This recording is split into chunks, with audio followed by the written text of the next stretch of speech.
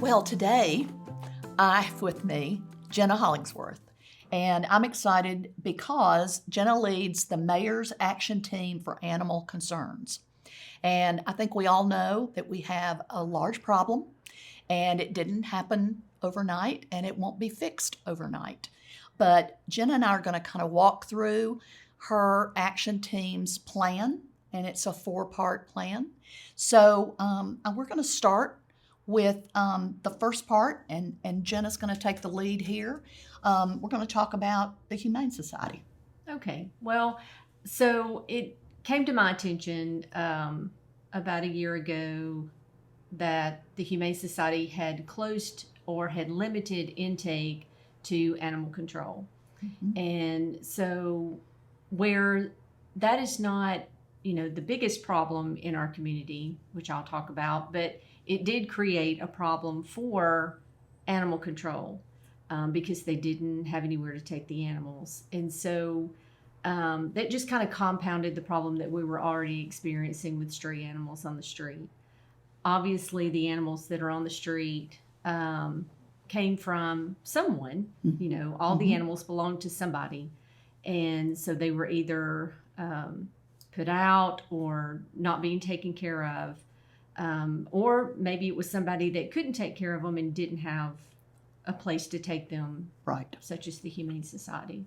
But at any rate, it's sort of a problem that compounded over a period of time and has created a real problem for the city of Gadsden. Right. As we have met with the new administration and developed this Mayor's Action Team, we have rewritten and revised the contract with the Humane Society. They are now open intake. The contract is not finalized, but they have opened intake to animal control.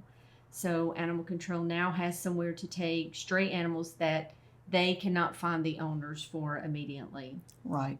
Or a place that they can take the animals so that they can be safe until they can be reunited with their owners.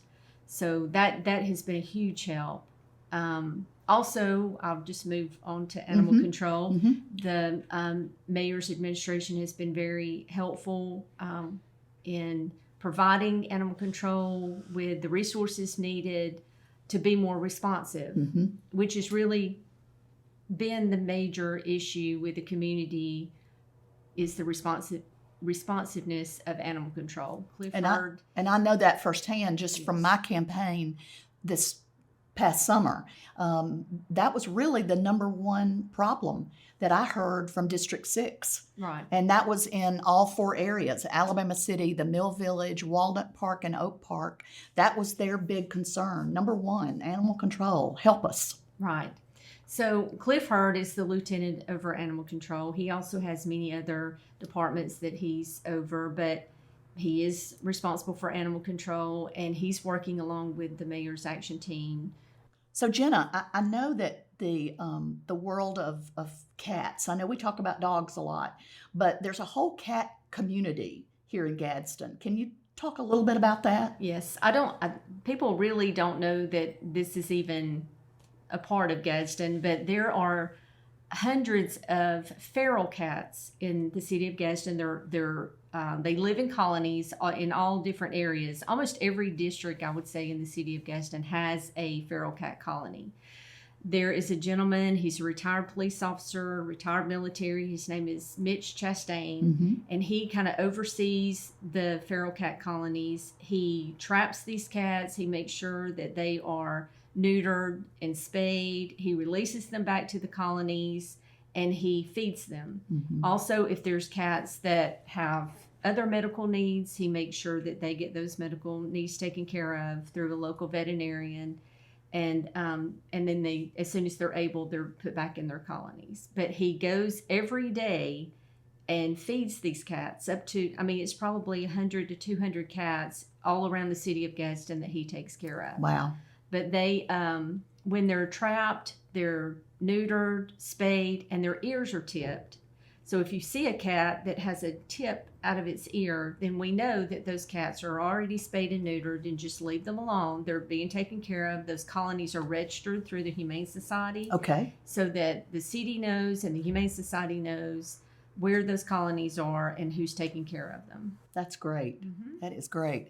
Well, let me just go back to your task force and all of the things that you're working to accomplish. One of the acronyms that I liked about your whole plan was BARK, and BARK stands for B is buy-in from all involved. A is the accountability of the leaders of the community. R is the responsibility for the pet owners. And K is kindness. I think we all know that everyone has a heart for an animal, and we want to see the right thing done. Yes. And I think that the part that the mayor and the city council can assist Gina with this whole task is to get involved. And so the part for the city council members is to not just support us, but to ride their district, yes, to see the problems. We have a lot of people that post on Facebook to let people know, I just, saw a group of animals. Sometimes it's mostly the conversation about dogs, right, but we need the communication to not just the task force, but to animal control. Right. And I think if we build that relationship in a way that we all understand that we're going to support each other. Right. And I think that certainly I mentioned, hearing that from the entire District 6, I know that they want the problem solved. So I think that the accountability that you're looking to improve is going to be that I think you're looking to come to the council with some ordinances down the road that will help us with accountability in the community. Right. So the city of Gadsden already has ordinances in place. It's just they have not been enforced. Right. So it's part of that, working with the administration, understanding the ordinances, making sure that the community understands them, making sure that animal control understands them, right, and then enforcing those. And that comes with the responsibility of the community. Right. So you mentioned social media. There are multiple pages on social media. What we ask, and we get this from mentors, mm-hmm, we have to know what works in other cities. So Aubrey Kavanaugh started this same type program in Huntsville, and they have been very successful.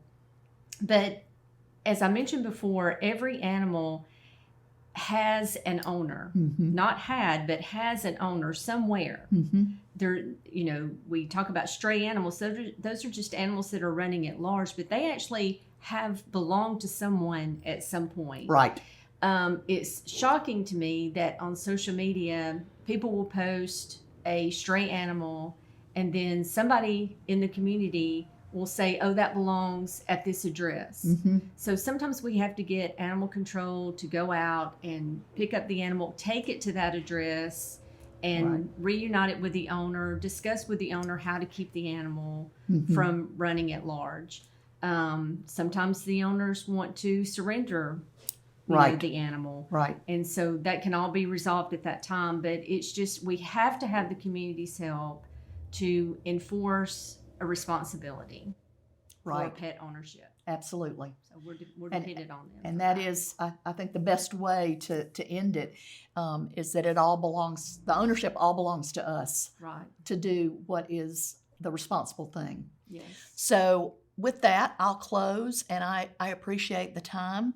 I'm Dixie Minatra, Councilwoman for District 6, and Gina Hollingsworth has been my guest today, and she's our task force leader. So just know that we are working to make things better, and we need your help. Thank you.